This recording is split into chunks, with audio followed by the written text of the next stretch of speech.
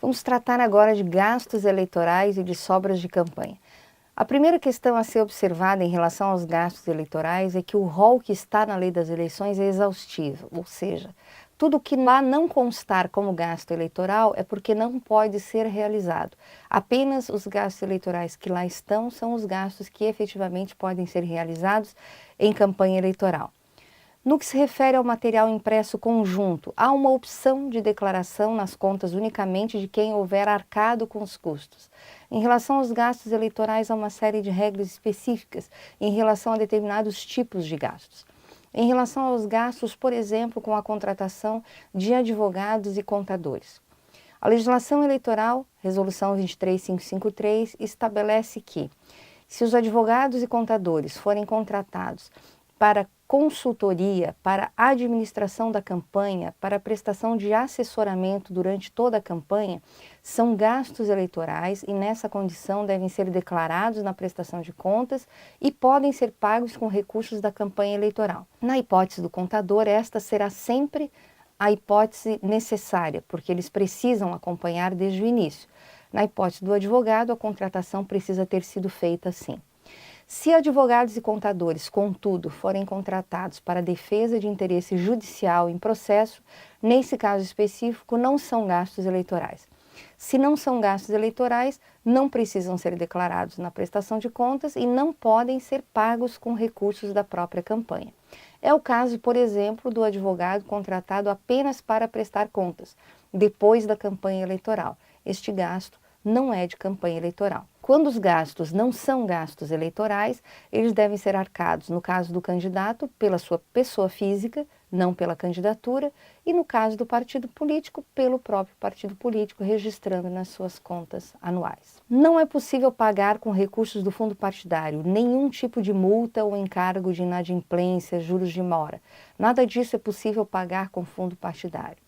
No que se refere à propaganda antecipada, se houver multa eleitoral aplicada por propaganda antecipada, também não se trata de gasto eleitoral, porque se a multa foi aplicada, está caracterizado que não havia a candidatura. Se não havia a candidatura, não temos, portanto, gasto eleitoral. Quanto às formas de pagamento, da mesma forma que os recursos entram em conta bancária apenas identificadamente, eles só podem sair dessa conta bancária também de forma identificada.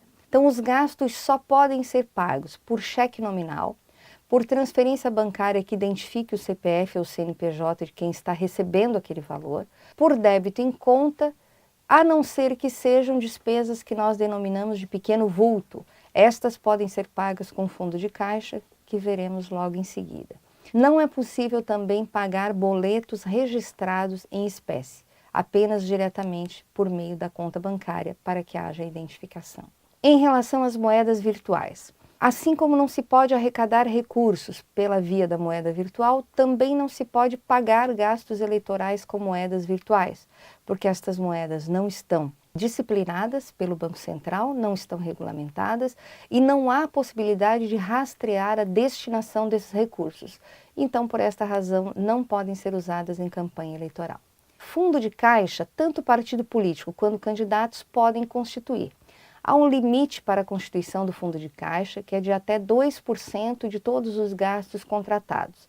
Estes recursos são recursos em espécie, que precisam ser sacados da conta bancária e há uma forma específica de sacar esses recursos apenas por cartão de débito ou cheque nominativo em favor do sacado, para que a saída desses valores esteja identificada e, neste caso, eles podem custear despesas que nós chamamos de pequeno vulto.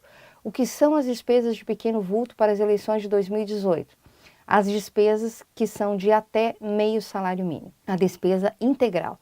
Essa despesa não pode ser fracionada para que possa ser paga com o fundo de caixa e engenheiro. Outra especificidade em relação a uma determinada espécie de gasto eleitoral é aquela que diz respeito aos gastos com pessoal. Os gastos com pessoal estão limitados não em valor, mas em quantidade. Existe uma quantidade máxima de pessoas que podem trabalhar e ser pagas em campanha eleitoral. Este número é bastante complexo, o seu cálculo, e a Justiça Eleitoral divulga na página do Tribunal Superior Eleitoral para cada candidatura, em cada circunscrição, qual é o número máximo de prestadores de serviço que podem ser contratados nesta modalidade de gastos com o pessoal. Descumprir estes limites sujeita o prestador de contas ao crime do artigo 299 do Código Eleitoral. Não estão incluídos neste limite de contratação de pessoal a militância não remunerada, o apoio administrativo e operacional, os fiscais, os delegados credenciados para trabalhar nas eleições e os advogados dos candidatos, partidos ou coligações.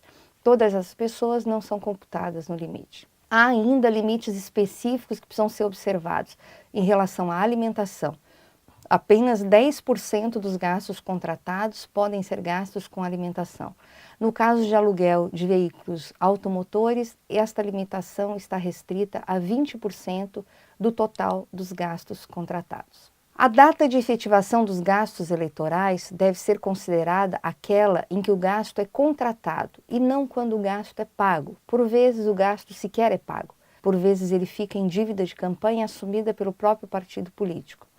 Existe uma exceção ao prazo de início de ocorrência destes gastos eleitorais, estabelecida na legislação eleitoral, que é aquela dos gastos relativos à preparação da estrutura da campanha, a preparação física da campanha, instalação de telefones, de internet, páginas de internet, inclusive. Tudo isso é possível fazer já a partir da convenção partidária, mas é preciso observar que estes gastos precisam estar formalizados e não podem ser pagos antes da abertura da conta bancária específica de campanha eleitoral, para que o gasto esteja lá registrado e possa assim ser fiscalizado. A legislação eleitoral trata ainda do que ela chama de gastos de simpatizante. Os gastos de simpatizante são os gastos realizados por um eleitor em benefício de um determinado candidato pelo qual simpatiza, no valor máximo de R$ 1.064,10, desde que estes gastos não sejam reembolsados, que o documento fiscal esteja em nome do eleitor, estes gastos não precisam estar lançados na prestação de contas. Veja, não se trata de doações inferiores a R$ 1.064,10. Se o valor gasto pelo eleitor chegar ao candidato como doação, não importa o valor, ele precisa ser lançado na prestação de contas. Este ponto trata especificamente daquele gasto que é realizado por eleitor e que nem chega ao conhecimento do candidato para beneficiar a sua candidatura. É um gasto espontâneo e por isso denominado gasto de simpatizante. Para as eleições de 2018, os limites de gastos são nominais. Estabeleceu a reforma eleitoral que o limite de gastos para a campanha de presidente da República será de R$ 70 milhões, para deputados federais de R$ 2.500.000 e para deputados estaduais de R$ 1 milhão.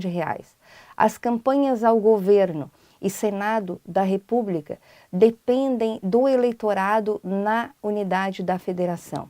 Os limites aplicáveis ao estado de Santa Catarina são específicos, aprovados também pela lei, para governador de estado R$ 9.100.000 e para senador da República R$ 13.500.000.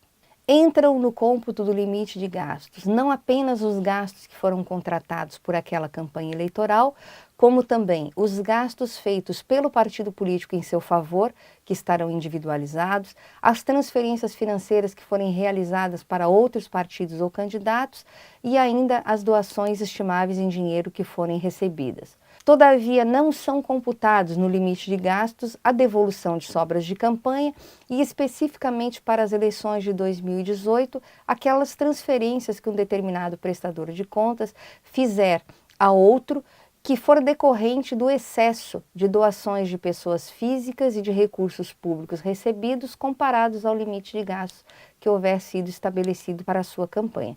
Neste caso, esta transferência, especificamente para a eleição de 2018, não entra no cômputo do limite de gastos. Prazo final para arrecadação de recursos e realização de gastos. Assim como para a arrecadação de recursos é o dia da eleição o marco, para a realização de gastos eleitorais também. Qual é a exceção que a legislação eleitoral estabelece? É possível arrecadar recursos para quitar dívidas de campanha, despesas contraídas e não pagas durante o período eleitoral, não despesas novas. De qualquer maneira, essas despesas, a regra geral é essa, precisam estar pagas até a data legal de prestação de contas, para que a Justiça Eleitoral possa efetivamente fiscalizar a origem desses recursos. A legislação eleitoral permite ainda, em relação às dívidas de campanha, que elas possam ser assumidas pelo partido político. Mas para isso, para a assunção de dívidas de campanha, é preciso observar uma série de requisitos. O primeiro deles é que haja decisão do órgão nacional do partido político autorizando a assunção da dívida, que haja acordo expressamente formalizado, onde fique caracterizada a origem, o valor da obrigação, dados e a anuência do credor. A necessidade da anuência do credor provém de uma exigência que está no próprio Código Civil. Não é possível transferir dívidas sem que o credor concorde com este ato de transmissão da dívida. É preciso ainda apresentar um cronograma de pagamento e quitação, com prazo para pagamento não superior ao prazo de prestação de contas da eleição subsequente para o mesmo cargo. Este é o limite máximo para o pagamento da dívida de campanha assumida pelo partido político. De qualquer forma, é preciso ainda indicar a fonte dos recursos que serão utilizados para o pagamento. Se assim ocorrer, a dívida passa a ser de responsabilidade solidária do devedor e do partido político que a assumiu. Se todos esses requisitos forem cumpridos, a Justiça Eleitoral não desaprovará as contas do candidato por esta razão. Os valores para a quitação das dívidas devem observar sempre os requisitos da própria lei eleitoral, ou seja, os limites que a lei eleitoral estabelece, as fontes que ela também estabelece como lícitas para o pagamento de recursos.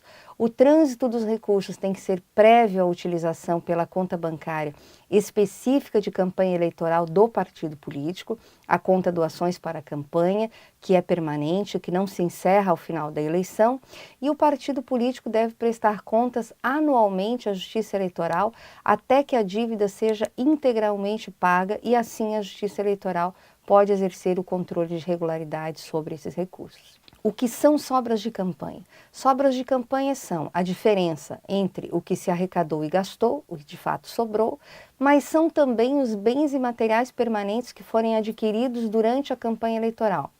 Todas as sobras de campanha precisam ser declaradas e comprovadas por ocasião da prestação de contas, quando deve-se transferir estes recursos ao partido político da circunscrição. As sobras podem ser aplicadas, então, pelo partido político ao seu dispor. Não é mais necessário que elas sejam aplicadas apenas na Fundação de Educação e Doutrinação Política, como anteriormente era obrigatório, podem ser aplicadas com quaisquer recursos do partido político. Se não houver a transferência das sobras financeiras ao partido político, os bancos farão automaticamente a transferência. A obrigação é do candidato.